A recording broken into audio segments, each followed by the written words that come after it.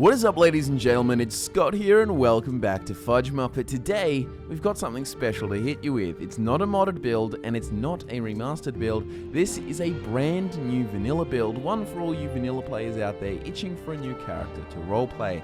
This is the Preserver, our green Pact Necromancy build. Don't let his name fool you. This guy isn't a preserver by any traditional sense, and he isn't a sappy pacifist healer devoted to ensuring not a single life is lost in the land of Skyrim. No, the Preserver is anything but a healer. He specializes in cold dead cadavers.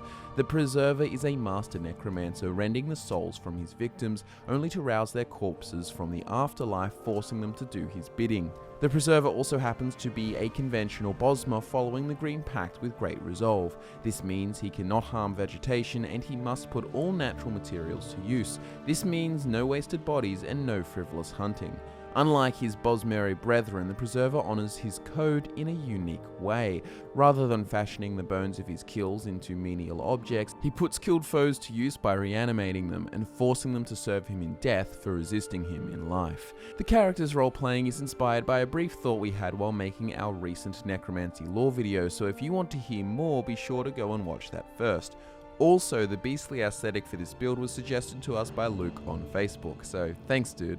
Before we get into it, don't forget the timestamps can be found in the description below to help you navigate throughout the video, but with that said, let's kick off this brand new vanilla build with the Preserver's race, standing stone, and stats. The Preserver is a wood elf, which means he has the innate ability to call upon animals to serve him.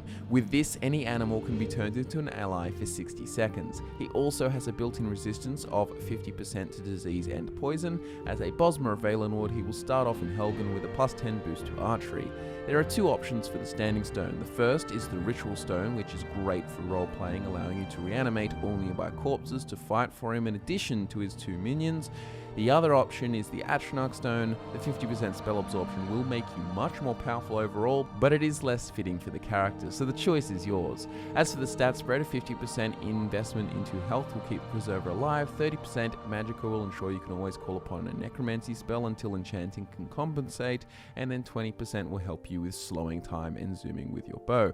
Once your conjuration reduction enchantments are in play, you can switch to 50-50 between health and stamina, as the magicka stat won't be important anymore. The Preserver was born deep in the forest northeast of the city of Woodhearth in Valenwood. The settlement he was born in had a population of 47 and was so remote that even the inhabitants couldn't point it out to you on a map. On the northern end of the settlement there was a large long dead oak tree, and the Preserver's family made their home within its hollowed out interior.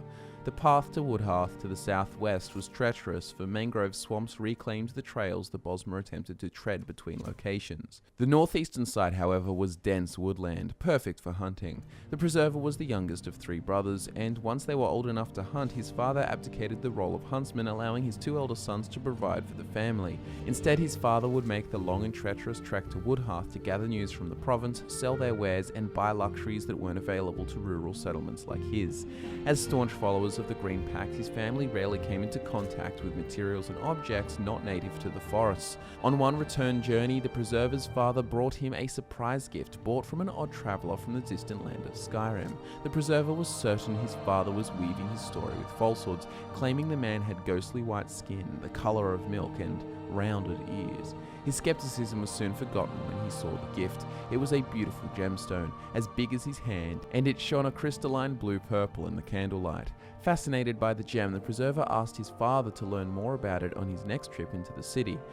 And a week later his father returned with a book on gemstones, as well as a sack full of foreign tomes. The Preserver flipped through the book until he found the match. There it was, a soul gem. The one in the picture was slightly different shape, but in every other way, it was identical. He learned that soul gems had dangerous properties, supposedly linked to the dead, preventing them from passing to the afterlife. The Preserver was equal parts fascinated and frightened. He had to learn more.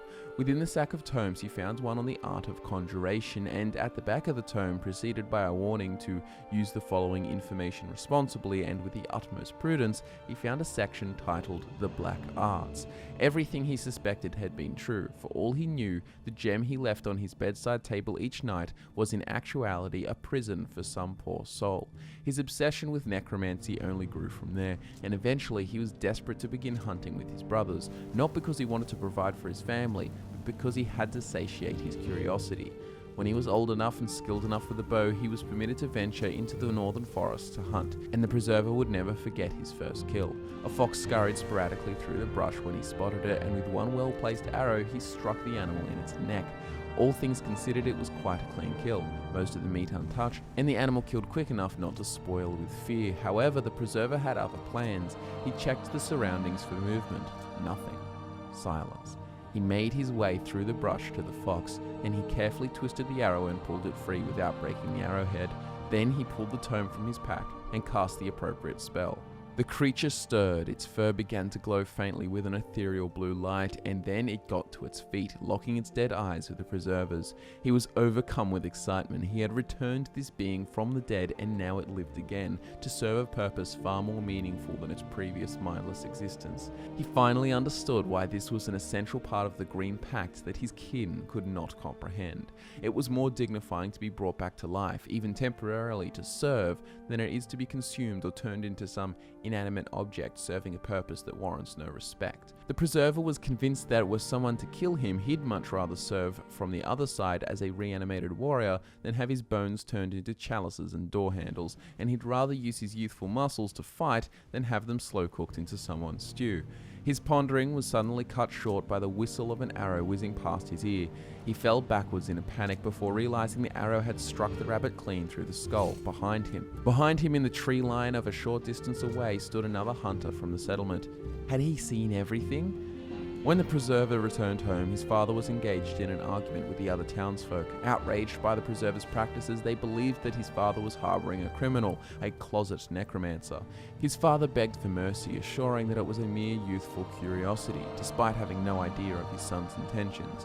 The people spoke of Cameron the usurper, suggesting that letting him avoid punishment could lead to many more deaths down the line. They wanted his head. That night, the preserver handed him a map and a pack filled with rations. He told the preserver to head north, for he could no longer live in their settlement. Reluctantly, he obliged. He saw far to the north a symbol on the map, the College of Winterhold. If he could make it there, he would certainly be able to learn more about the dark arts from people who weren't so superstitious. It wouldn't be easy, however, as his current location didn't even have a place on the otherwise meticulously detailed map. Nevertheless, he left home before he could be tried for his crimes. After escaping Helgen, the preserver will continue to live by the Green Pact, his interpretation of the Green Pact at least. Even in a foreign land, his respect for nature wouldn't diminish. He will kill what he needs, and what he kills he will put to use. He'll eat people if he's in need of nourishment, and he'll reanimate the more capable bodies to support him. The Green Pact means he cannot harm vegetation, but he can harm everything else if his hands are forced. Despite being vilified by his people, he still believes that putting the corpses of his foes to use through necromancy allows them to serve a much greater purpose than simply supper. So even when the used up bodies turn to ash, he will gladly witness them return to the soil and whence they were born. After discovering his fate as the Dragonborn, he will follow the path to pursue his powers even more. One day, he hopes to become a lich, utilizing the dead to prosper for eternity. The study of necromancy will consume him, and his morals will slowly warp and skew as a result, tempting to explore further and further into the depths of the black arts. As for factions, he will of course follow the College of Winterhold storyline. Learning from Finis Gestor will be very useful to him, and he will relish not being deemed a criminal for his interest in necromancy. The main story and the Dragonborn DLC are definitely worth your time, as the powers associated with them are a step towards his goal of immortality. The Dawnguard DLC is an option, however he will not become a vampire, as hiding in the darkness is not what he considers true freedom and immortality. There are too many drawbacks to the curse, and he would rather steer clear of Murloc Baal. He wants his power to be attained on his own terms. Furthermore, the Green Pact states that one must not alter their physical forms, meaning shapeshifting is absolutely off the table. Nimira's quest is essential to obtain her ring for cannibalism. Periart's quest will grant you access to Orchendor as a dead thrall companion. Azura's quest, betray her and receive the Black Star, this is important. And finally, any quest related to practice of necromancy will pique the Preserver's interests. An example of this questline will be given by Volk Firebeard in Solitude pertaining to the Wolf Queen Patima. Now we have the Preserver's backstory, role-playing, and factions sorted out. Let's take a look at how that will determine his skills, spells, perks, and his overall playstyle. The main skills for this build will be Conjuration, Archery, Heavy Armor, Smithing, and Enchanting. Before we get into the perks to take in each of these main skills, be sure to get your hands on the following spells and shouts. The Preserver will use all reanimation spells. Revenant and Dread Zombie are good examples, with Dead Thrall being an ideal end goal. You'll also want Soul Trap for enchanting purposes and to recharge your bow with the Black Star. Solitaire and Summon Dunavir are both good shouts to use that fit the theme, but with that said, here are the Preserver's essential perks. Necromancy, commonly known as the Black Arts, is the more sinister side of the Conjuration School of Magic, and it is this side that has enthralled the Preserver. Despite the disapproval of those around him, his interest never wavered, and he will not stop until he becomes immortal. From the Conjuration skill tree, take the branch starting with Necromancy, all the way up to Twin Souls, then take the entire right-hand branch, no surprises here. Reanimated Undead will last twice as long, be 100 points more formidable, and you'll be able to command 2 at once.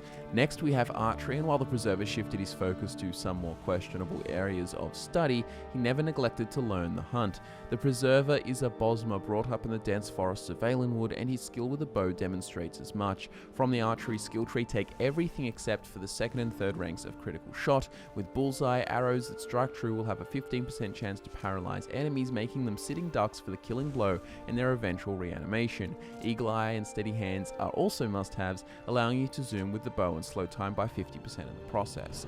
Wood Elves can easily be mistaken for wild animals as they navigate throughout the woodland nimbly, but this particular Bosmer will appear wild even when you are face to face with him, and by wild, I mean feral. The Preserver embraces his beastly practices and looks the part in some intimidating Falmer armor. From the Heavy Armor skill tree, take everything. Conditioning will make your heavy armor weightless and will prevent it from slowing you down when worn. Matching set will reward you with 25% extra armor rating when wearing all pieces of one heavy armor set, which is exactly what the Preserver will be doing. Next up we have Smithing, and this handy skill is what allows the Preserver to maintain his unorthodox choice of armor. Followers of the Green Pact are natural crafters. It's pretty much a genetic necessity when you must survive off the land without harming vegetation. From the Smithing skill tree, take the left branch up to Advanced Armors and the right branch up to Ebony Smithing. Finally, we have Enchanting, and this skill manifested in the Preserver ever since he was given that soul gem in his youth. Naturally, he has mastered their use, and his ability to trap and utilize souls intrigues him more than ever. From the Enchanting skill tree, take the middle branch up to and including Extra Effect. With all of these skills, spells, shouts, and perks taken into consideration, here's how it will come together in gameplay. The Preserver's playstyle will begin with ensuring that you have Dead Thralls at the ready. If you don't have the spell available yet, make sure you reanimate as many enemies as you can, replacing them as they die, and then fight alongside them with your bow. You can also shoot arrows from Sneak mode to get a jump on your enemies. Sneak is not part of the build, but a long distance snipe can get rid of 1 or 2 difficult enemies, making the ensuing combat far easier. You can reanimate these sniped enemies before the real fight even begins. Eventually though, you'll have Dead Thrall, and with this spell you will have 2 servants at all times, or just 1 Dead Thrall and 1 free slot for reanimating on the go, whatever you fancy. While 2 Thralls is really cool, if you keep the same ones you will never really need to use Necromancy again, and this is a Necromancy build. In terms of Dead Thrall, we do like to get Orchendor and have him as the permanent Thrall. Orchendor is found as the boss at the end of Peyrat's quest, so only do that once you've got the Dead Thrall spell. We like Orchendor for a few reasons. Firstly, he's just a powerful Wood Elf mage able to deal lots of damage as well as heal himself. Secondly, he does a teleportation action when he gets hit 3 to 5 times, and it is not only unique but provides a window of time where he can't be attacked. He also has 100% resistance to magic as well and can unleash a toxic vomit attack, so you can have this strong mage kitted out with whatever you like plus another Thrall of your choice, or only have Orchendor and then reanimate other powerful corpses you come across as you play through various quests. Alongside all of this, you'll be fighting at distance with a bow, but there's no need to fight really long range. You can slow time and zoom with the bow at medium and short distance ranges and fire off shots quite rapidly. You'll also be soul trapping enemies before killing them when needed for your enchanting needs and to recharge your bow. Also, if you're using the ritual stone, you'll have that power as well. You'll also be eating corpses, but in battle you'll want your enchanted ring. Switch to the Ring of Nimira to eat corpses when you're feeling particularly zealous about making sure nothing goes to waste. The Preserver wears a full full set of Falmer armor which can be acquired in Mizencharlef Depths. Enchant the helmet with Fortify Conjuration and Archery, the chest with Conjuration and Stamina Regen, the gauntlets with Archery and Magicka, and then the boots with Stamina and Stamina Regen. You'll also want to wear a necklace and ring of your choice. Enchant both with Fortify Conjuration and Archery. Be sure to get your hands on the Ring of Numira as soon as possible so you can feast on corpses you don't intend to reanimate. As for weapons, the Preserver will use a Stalrim bow and Stalrim arrows. The bow should be enchanted with Shock and Frost damage for that preservation aesthetic. The Black Star is a must for recharging bows. Soul gems will be useful for enchanting, and you'll of course want to smith every appropriate piece of weaponry and armor to its max potential. And that's all, folks. If you like new Skyrim FudgeMuppet builds, consider subscribing, and if you liked the video, give it a like. Thanks so much for watching. Don't forget that timestamps for video navigation needs can be found just below in the description. My name is Scott, and I look forward to nerding out with you again very soon.